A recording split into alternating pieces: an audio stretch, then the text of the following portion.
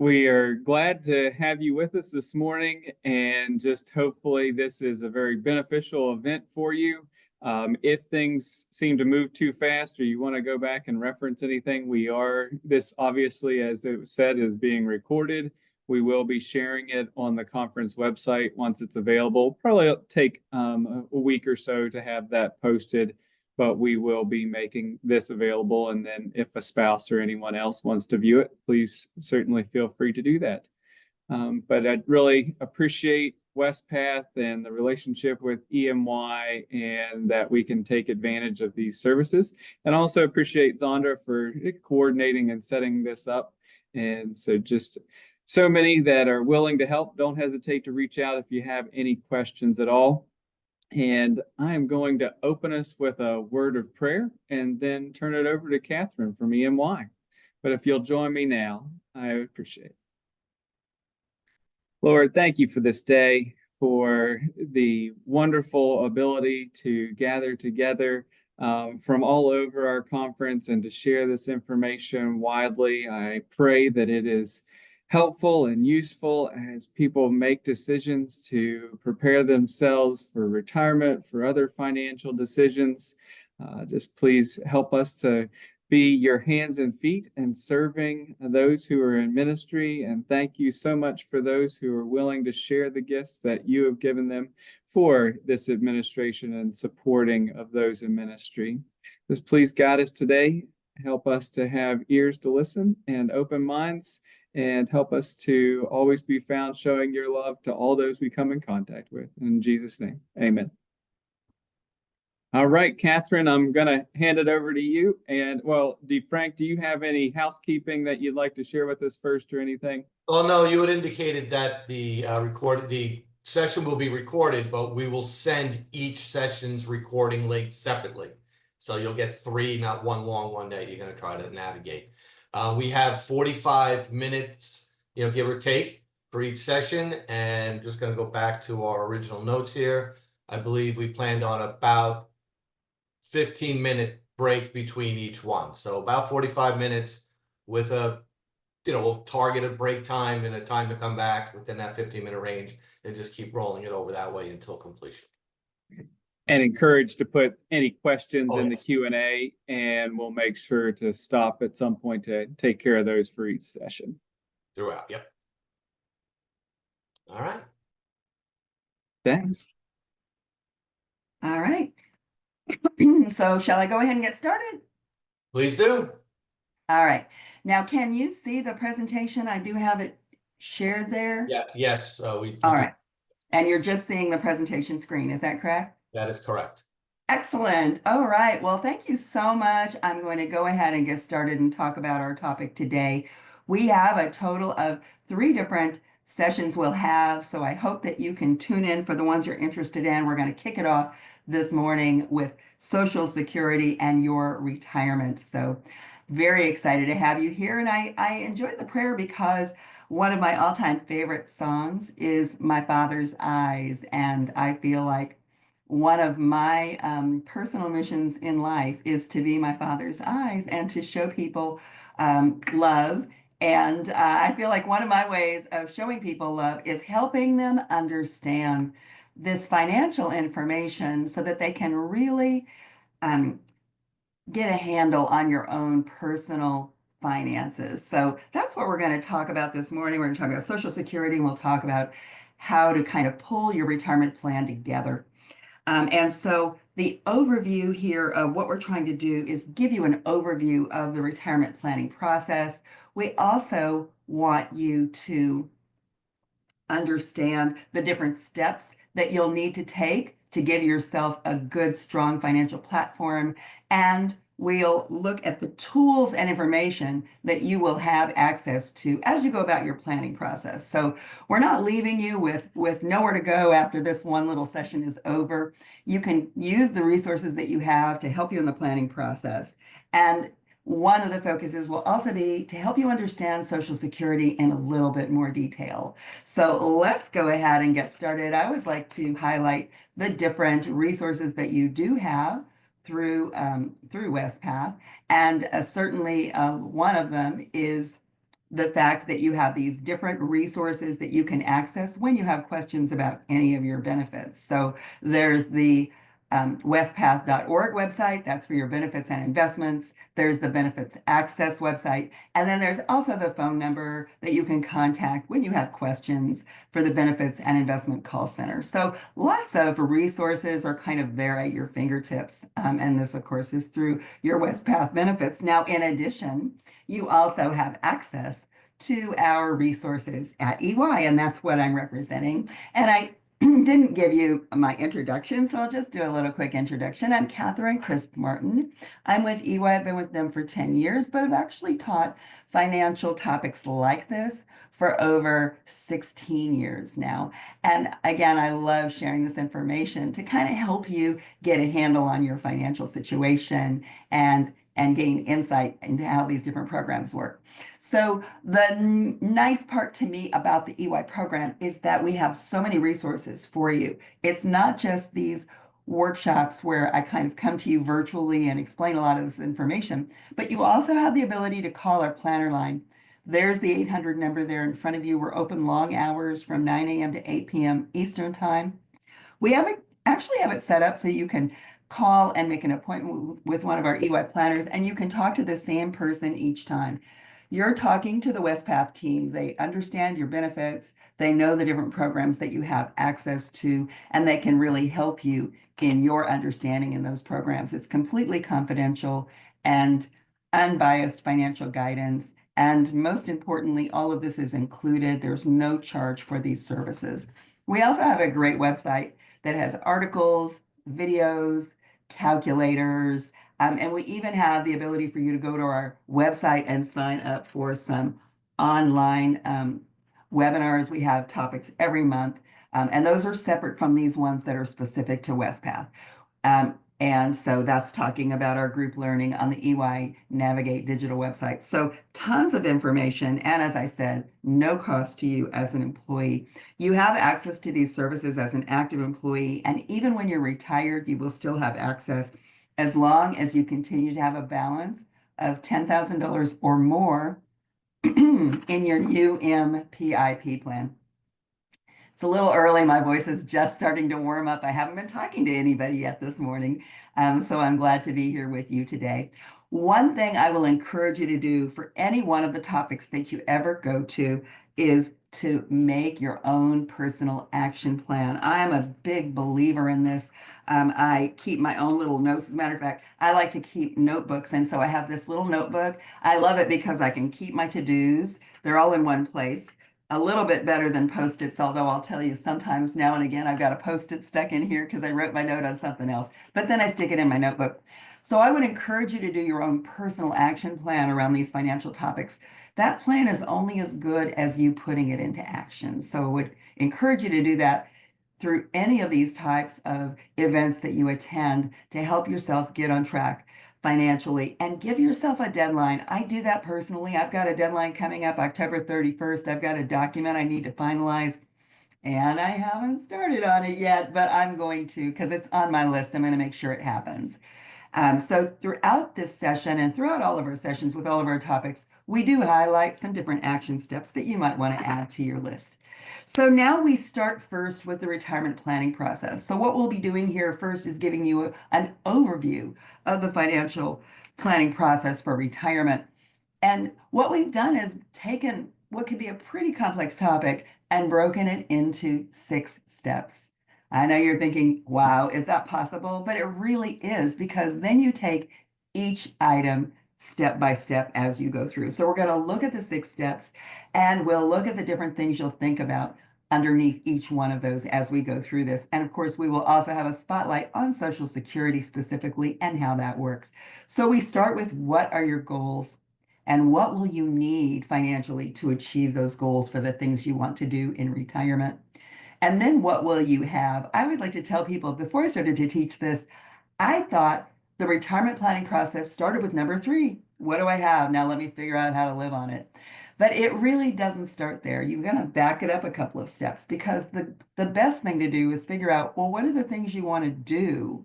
And then start to build your plan around that. Next, we look to see, do you have a gap? I've figured out what I need. I've determined what I have already. Is there a gap? And if so, what can you do about that? We'll look at some things you can do. And ultimately, most importantly, how can you stay on track? So that's the retirement planning process in 6 steps. And when we kick it off with what are your goals, to me, this is the really fun part. These are your dreams, your thoughts, your ideas. What did you think you wanted to do? What have you always wanted to do? Are you taking up a new hobby? Are you enjoying hobbies you already had? So when will you retire? What will you do in retirement? And this is also an opportunity for those of you who are married or have a significant other to really have that conversation to say, what does this look like to you? What are the things you want to do so that you can build up that plan? You know, the thing that's interesting to me about all of this is there's no one size fits all plan when you start talking about what you want to do. I live in a community where I have a lot of people around me that are retired, and I call myself semi-retired. And there are some people where they traveled the world when they were doing their jobs, and now they have no desire to ever leave not only the US, they don't even want to leave their city, where other people didn't travel as much and they want to get out there and do some traveling on a regular basis. Some people love outdoor activities. Some people are pretty much inside and they're having a great time doing the things that they like. So, what you want to do is figure out what that looks like for you, as well as what that looks like for your loved ones, your family member, whoever that is, your spouse or your significant others that are a part of your life. So, have those conversations. So, that's really the fun part. Um, and next you get into then understanding what will you need. So based on your goals and your objectives here, what are you going to need? Are you going to need additional money because you want to travel or because you're taking up a new hobby? Where I live, I have friends who do quilting, friends who do pottery, um, friends who do absolutely nothing but stream things on Netflix. So it's a wide range of what you might need. But you need to figure out, do you need to add anything to your current budget for the things that you plan on doing? And you've got to factor in, like, how long will you live? You'll definitely want to factor in inflation. And then also look to see, will you have any one-time expenses when you first retire? So it's all coming together and building this plan. And here's the good news on this. Our planners do this all the time for people. So I recognize that financial planning might not be your area of expertise, but it is theirs and they can help you throughout this process. You can really go to them, share a lot of this information, and they can pull together a written plan just for you. So again, it's all a part of the services that are provided through EY. And again, they're at no additional charge. There's no charge really to you as a participant. So I just encourage you to take advantage of those different things. So, what you will need whenever we're doing financial planning, what you need always starts with one thing. It's the only thing we actually know today, and that is, what do I have today? Basically, what's happening with your money and where's your money going? So, we're right back to budgeting or doing we call this a cash flow. Another word for it is a budget. I followed another young financial planner recently, and I love what he calls it. He calls it a conscious spending plan. I love that. The idea that some of these, well, not all of them, of course, but some of these are a choice of how you want to spend your money. You know, I would argue when we start talking about like food and clothing and where you're living, some of that stuff, it's really not discretionary. It's necessary. I'm going to have a place to live. I need some way of getting around. I need transportation and so on. But other than those things that are necessary, you also have discretionary areas. So those people who love streaming TV shows, well, they're going to figure out what's the perfect one for them so that they can watch the things that they want. And those folks that enjoy hobbies, they'll be putting some money aside in this budget so that they can do their hobbies and whatnot. But I love the concept of thinking it through and saying, where do I choose to put these different things? So I start with, where am I today? So here's where I am today. I take 100% of what I'm making today and I break it down into these categories. Now, if you looked at my cash flow, all I have plugged in there are not percentages, but the actual dollar amounts. And my categories are much bigger than that. So it's your choice how you want to do it. I have an entertainment category, but I also have a travel category because that's something that I do like to do on occasion. So I break things down a little bit differently. I have my housing costs, but then separately, I have utilities and I have homeowners insurance and all that kind of stuff. So you figure out how you want to do this, but this is just one example. And really, we've simplified things and then just put percentages. So you can see here's where 100% of my money is going. And then the next thing you do here is now say, okay, what about when I retire? So when I retire, well, if I don't have any earned income from employment or self-employment, then I no longer have my FICA taxes. Or if you're in the clergy, of course, it's the SECA taxes, SECA, the SECA taxes. So I may not have that component any longer if I don't have that, salary or the money coming in from self-employment. And so that goes away. Then my savings, well, right now I'm saving for retirement. Well, in retirement, I'm not having to actively save any longer. I'm just having to manage with the money that I do have. But the money that does come to you from your UMPIP or from your various pension plans that you may be eligible for through Wespath, that money is not considered earned income. So you no longer have to pay FICA or SECA taxes on those funds. So as that money is coming to you, you will have to look at what will I need to pay as far as income taxes and potentially state income taxes, depending on where you live, but you won't have to worry about those FICA or SECA taxes. So you can see I've done some adjustments here. I'm saying, okay, well, transportation and commuting, that's going to be lower. My first two categories are 0. I have bumped some categories up, though. I've increased my entertainment. I've increased insurance just because as we get older, unfortunately, medical expenses are more, the cost for different types of insurance increase and so on. And a lot of the other categories have pretty much stayed the same. But again, this is your personal choice here of how do you want to do this and what categories are you going to include in your plan? Because overall, what you're trying to figure out is what is my replacement ratio of 100% of the money that I have today? What percentage do I need to continue in retirement? So that's what we're coming up with here. Now, if you weren't going through this whole step, I'll tell you the first time I did my retirement planning process, I was not bold enough to do this step.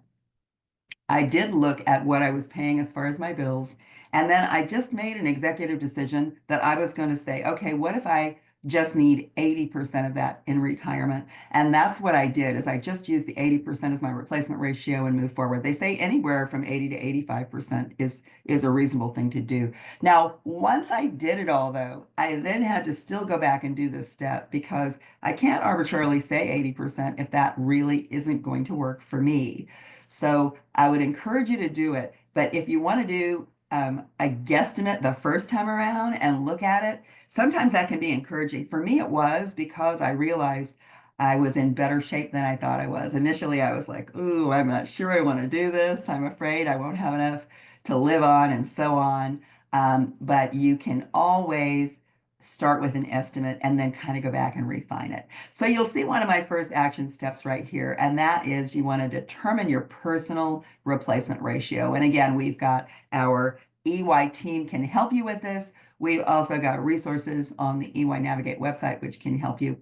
And then don't forget to factor in inflation. Now, I've been talking about inflation for 16 years, and I have to tell you, there's been a huge period of time where people were not listening to me. But I think these days, people are paying attention because certainly since 2020, we really have had some issues with supply issues and whatnot because of the pandemic, followed by a lot of inflationary pressure. And so I think people are much more in tune to inflation now, but you definitely want to factor in inflation. And just a reminder, because the problem with inflation is that it keeps, kind of compounding on top year over year over year. And after a certain number of years, the price of goods and services are going to start to double. So how will inflation impact you? Well, if you were 28 years old today and you're using $50,000 as far as your spending goes, by the time you are age 52, that's going to be $100,000. And then 24 years later, it's $200,000. And 24 years later, it's $400,000. Now, that's assuming you're buying the same basket of goods and services along that continuum. And I have to tell you, having been involved with my grandparents and whatnot through the years, I will tell you that my grandmother, who lived to age 95, she was not buying the same things at age 95 that she had bought when she was in her 50s or her 70s or so on. So this is just trying to kind of really get you to understand the impact, but the reality is a lot different from that because of our spending patterns may change. So what we're assuming here is about a 3% annual rate of inflation. And if you want to know how soon something will double, you can use the rule of 72. You might remember that from school. It's 72 divided by your interest rate. So in this case, if it's 72 divided by 3%, that says 24 years from now, what your spending will double. It works the same way if we're talking about your investments. If your investments are making 6%, if you don't touch them at all, in 12 years, whatever you have saved up there is going to have doubled. So it's just a reminder of what you want to keep in mind. And then we start to look at what you'll have. Again, my favorite section, because this is where I thought the process started, what you'll have. And the key is to really look at all of your resources, your Wespath benefits, your personal resources, and everything. But today's focus in this class, we're going to focus in on Social Security and how the Social Security program works and what those benefits are. So we start by looking at the future of Social Security. Social Security, every year, they have a group of actuaries that does a full analysis of Social Security, and they put out a report, and they typically put the report out around July every year. So as of the report, which was released in 2024, it was, and then I happened to find this in an article in AARP in August of 2024. Usually I just go and Google it on the internet. But they were right on top of it this year with the folks at AARP. The most recent update to Social Security and the security of Social Security is that they currently have enough money to fund benefits through the year 2035. Now that's an improvement because last year they said they could only fund through 2034. Now that doesn't mean they're out of money in 2035. When we get to 2035, if things continue as they are, they can only pay about 83% of the benefits that were promised. The report from last year said they could only pay 77% of the benefits. So I guess based on what's been happening with the economy and so on, a little bit brighter picture on Social Security. But the bad news is if they do nothing come 2035, they're going to have to look at what is being paid to people and potentially make some hard decisions. So we do expect our lawmakers to do something before that time, but currently nothing's happening. Of course, this year, certainly nothing's happening. It's not going to happen in an election year for the presidential election. So we'll have to see if they decide to tackle this in the next 4 years. So we'll have to kind of watch what happens. But I always tell people, the main thing to do as a participant who's expecting to get this money is just pay attention to what they're saying if they decide to make any changes. And that way, if you don't like what they're trying to do, you can make sure that your representatives know your point of view. So just keep in touch and on top of what's happening. But for a lot of us, if you're closer to retirement age, you don't really have as much to worry about as perhaps my kids might who are in their 30s. So something to think about. And then what percentage of income does Social Security actually replace? So here's an example. If you have someone with an estimated annual salary of $63,000, what does Social Security replace? Social Security, it really is a social system. The more you make, the smaller percentage you are going to get from your Social Security benefit compared to what you are making as an active worker out there. And the less you make, the greater percentage you're going to get. That's why it's important for us to put the number we're looking at. Well, it turns out that the percentage you'll receive in your Social Security benefits, if you have an estimated annual salary of $63,000, is 41%. And that's really why years ago, Social Security started sending out those statements. They wanted to let people know, hey, this is only so much. We really need you to save your own money as well if you want to have a little bit more financial security. But this goes into our next slide, really looks at how Social Security is funded here. So what we're looking at is how Social Security is funded. And it's funded based on Social Security taxes. And of course, Medicare is funded based on those Medicare taxes. So right now, if you are a layperson with the organization, you pay 6.2% for Social Security, 1.45% for Medicare, and the church is paying that 6.2 and the 1.45 as the other half, as the employer. But clergy is sort of a unique position in the tax world, and you're considered self-employed for part of your employment as it relates to Social Security. And so as clergy, you actually pay 12.4% and 2.9%. So 12.4 for Social Security. Although interestingly enough, when you do your taxes, you get a little bit of a tax break for half of it, which represents the employer part of it. And then again, Medicare, it's 1.45 if you are a layperson and 2.9% if you are clergy. And then it does give you some additional information because if you make much higher earnings, there are some additional taxes that were put in place. And they were put in place around 2009 to help pay for the Affordable Care Act.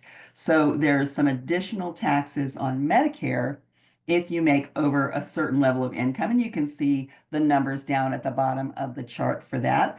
Also, we point out with Social Security that they only collect up to the Social Security wage base, and that goes up every year. And this year's wage base is pretty high, 168,800. So you pay money on every dollar up to that, and after that you would stop paying. And then they use that same number as they do the calculation. So let me show you how they actually calculate your Social Security benefit. Because talk about complicated, it's pretty complicated.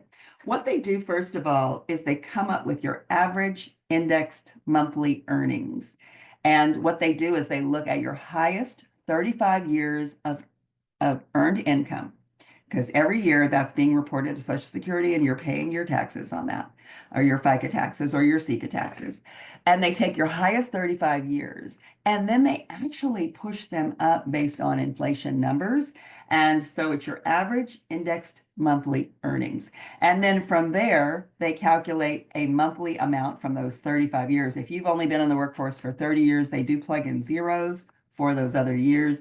They're going to take 90% of the first $1,174. They'll take 32% of the next $5,904, and then 15% of anything over $7,078. That's how they come up with what they call your primary insurance amount or your Social Security benefit. And this is basically saying this is the benefit you would receive at your full retirement age. And your full retirement age, we're going to get to that in just a moment as to what that is. And then the next slide is showing you the maximum benefit they'll pay this year in 2024 and the average benefit they're paying in 2024. The maximum benefit, this would be somebody who for their full 35-year career always hit up against that Social Security maximum. That number that's this year is 168,800. Every year they hit up against whatever that maximum number was. That person, if they wait until their full retirement age, would receive $3,822, but the average benefit is around $1,900. And then the next question is, well, what will you receive at what age? So your full retirement age is that first column right there based on the year you were born. For a lot of people who are on this call, I would guess your full retirement age is probably age 67. But even though your age is 67, you can still collect your Social Security benefits as early as age 62. And if you want to wait beyond age 67, if you'll wait until age 70, they'll give you 8% more per year. So if your full retirement age is age 67, you'll get 70% of your benefits at age 62, you'll get 100% of your benefits at 67, and you'll get 124% at age 70. And people often think of this as, oh, well, I have to decide if I want to take it at 62, my full age, or at 70. But it's not really that rigid a system. You can step through that door anytime you want to within that 8-year period. So you can You can elect your benefits at 63, 64, 65. The closer you get to 67, the money is growing every single month. And same with if you get to your full age, if you took those benefits 1 year later, you'd get 108%. If you took them a year and a half later, you'd get 108 plus 4. You'd get 112%. I'm like, wait, I have to do math while talking. So it's a pretty flexible system in that they're going to lock in and put the benefits in as of when you kind of go through and elect your benefits. Now, Social Security pays a lot of different programs. It's not just to the worker, you as the worker. Social Security pays worker benefits. Social Security also pays spouse benefits. Social Security pays disability benefits, and they also pay survivors benefits. So we're just going to look quickly at a couple of those programs. So I've got Dan, who's the worker, and Kathy is his spouse. I did not name this. It was named long before I came along, but I do appreciate that she does have the name Kathy. So Dan has a benefit of about $1,000 a month from Social Security. Kathy's benefit as a spouse would be based on Dan's benefit, but based on her age. So when she gets to her full retirement age, she could get 50% of Dan's benefit. She could also collect at 62, but it would be based on her age. So it might only be 35% of Dan's benefit if she took it at age 62. Plus, Dan has to be collecting his benefits in order for Kathy to collect. But Social Security is looking at this situation and saying, well, wait a minute, Kathy was a worker. She had her own benefit based on her work history, and it's $400. But with Social Security, Kathy can basically get the greater of the two. So because her spouse benefit is greater than her worker benefit, she can elect to get the spouse benefit, which is the greater of the two benefits. So you don't get both of them together, but you do get the greater of the two. And that works as long as Kathy wasn't in a job where she didn't pay into Social Security. So if she stayed at home and took care of the household and whatnot and never worked outside the home, she's definitely eligible for that spouse benefit. But if Kathy was a teacher or worked for a government agency that doesn't collect Social Security taxes, then her ability to collect a spouse benefit might be, it might actually be completely eliminated. So if your spouse was a teacher or something like that and they didn't pay in, I say if they didn't pay in because some teachers' systems collect Social Security and some don't, just know that might impact your benefits. And that's definitely something you can talk to our planner line about. They're very familiar with the different provisions under Social Security, which could impact your benefits. Social Security also pays survivor benefits. So there is a one-time lump sum of $255 that would go to your spouse, and your spouse could start to receive benefits as early as when they turn age 60. So there are definitely some nuances on the Social Security spousal benefit. For the worker to be able to have the spouse collect benefits, the spouse had to be married to the worker for a minimum of 1 year. For survivors benefits, you have to be married for at least 9 months. And then Social Security would then pay the spouse. So let's assume the spouse is their full retirement age. They would now collect 100% of what the worker was receiving when the worker passes away. And a divorced spouse actually qualifies to collect from their ex if they were married for at least 10 years and they're not currently married is when they're able to then collect the spouse's benefits. They could have been married in the interim, but if they're now divorced, if they were married to two different people and it was 10 years for each one, they could go to whichever one had the higher benefit for the worker benefit. So Social Security does have some different little nuances like that that will pay you hopefully the best benefit. Now, Social Security, if you choose to collect Social Security before you are your full retirement age or before your full retirement age and you're still working and getting earned income, you do need to be aware that there are earnings limitations that you'll be subject to. So prior to your full retirement age, for And these numbers go up every year. So this year's number is $22,320. So basically, if I am less than my full retirement age and I make $22,322, Social Security will take back one of my dollars. And assuming, of course, I'm collecting Social Security at the time. The year you turn your full retirement age, they have a higher limit. So if I turn my full retirement age this year, it's a higher limit. It's $59,520. For every $3 I make over that, they'll take back $1. And then once you turn your full retirement age, there's no reduction regardless of your earnings. So if you choose to take your money while you're still working, again, this is only if you're getting earned income. So this is employment or self-employment. It does not include money from your UMPIP. It does not include money from any of the different pension programs that are offered through Wespath or any other employer. So just keep that in mind. Also, it's also not money coming from an individual retirement account. So if you have one of those. And then as far as taxes, unfortunately, there are taxes on your Social Security benefits. For a lot of people, you're going to pay taxes on up to 50% of your benefits or on up to 85% of your benefits, depending on your modified adjusted gross income, which you have to calculate according to the Social Security rules, and you'll pay that when you pay your income taxes. And the challenge with these numbers right here is that they are not indexed, so they don't go up every year. Now, if you want to get information about your Social Security, the best thing to do is go to ssa.gov. You can obtain your statement, you can review your earnings record, and you can estimate your benefits. They did used to mail out this statement, and they still have this statement electronically. You can download a copy of it. And it just gives you an idea of the different benefits that would pay to you and to your family members. And Social Security not only pays survivor's benefits to your spouse, but if you have children who are under 18 or up to age 19 and still in high school, the children will actually get their own separate benefit. And so Social Security, of course, is one program. The other big social program there is Medicare.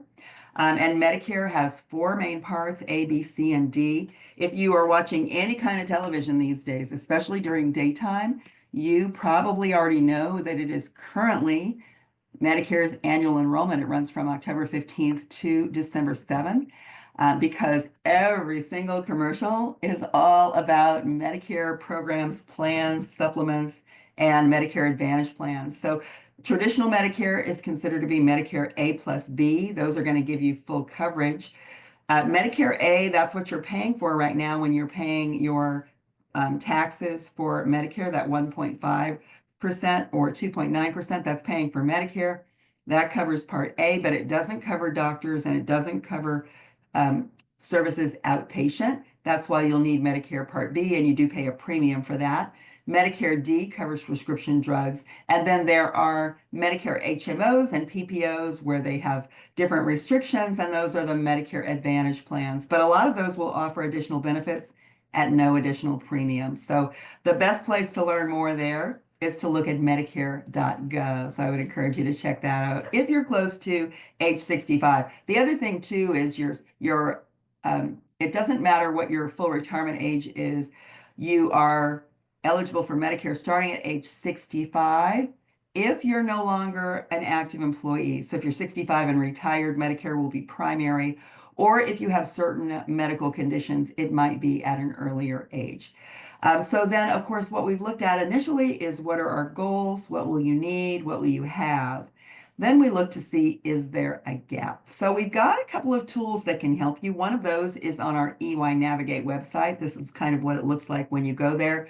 Go to My Goals and Finances and you can plan for retirement. So you can use this tool. And what you're doing, you're going to give them your retirement age, your savings rate, your replacement ratio, and so on.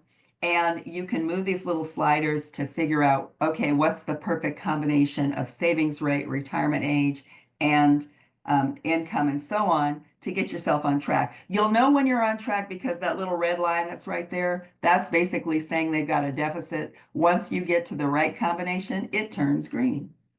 And then what should you do if you realize that you don't have enough? You can save more, work longer, live on less in retirement, or try and use your investments to get a higher return. But most importantly, you can do any combination of these things. One of the things I decided to do was I am working more, but I'm working part-time. So, and then I went back and looked at my budget and said, let's cut down some of these expenses. So I did a combination of work longer, live on less in retirement. And when I was still working full-time, I also focused on saving more. So I did a combination of a few different things. Now, if you realize you don't have enough, save more by cutting your expenses. And it's great because it already gets you in that habit so that you can spend less in retirement. Maybe you postpone retirement another year or so, or you look at how you have your money invested and consider being a little bit more of an aggressive investor so that you can get better returns. What if your plan says, great, you've done a great job, you got plenty of money? Are your results reasonable? Did you use good assumptions? Make sure you review that and make sure you've included everything. And if that's the case, stress test your results. Really start living on that now. Like if you're saying you need to live on less, maybe you can start living on that now and see how that goes. How can you stay on track? Make sure you have an appropriate savings and investment plan. You want to monitor your plan annually or when changes occur. And then don't forget about all of your EY resources. We talked about these at the beginning. Kind of in the interest of time, I'm going to check in with Frank and see if we have any questions. But as I do that, I'm just going to show you as well that pick some things on this list of things you might want to do. Catherine, there have been no questions came in the question box or the chat box. So Well, hopefully you'll find something on this list. This is really showing you how our EY Navigate Plannerland can help you, and you can see the 800 number is there. Our digital website is really amazing. There's so much information on it. Every time I go on that website, I spend at least an hour. I want to watch a video. I want to use some calculators, and then I'll read up on topics if I'm not as familiar. And then we also have a digital app which can help you. So think about what of these different things might you want to do as a result of listening to our message today. And if you would like to give us feedback, we do have a way for you to do that, even virtually. I love the fact that we can still get your feedback and you can tell us how to make our program better all the time. All you need to do is you can text Workshop Wespath, and you can see it right there at that 609 number. You'll get a link to our evaluation, and the code for today's session is 43940.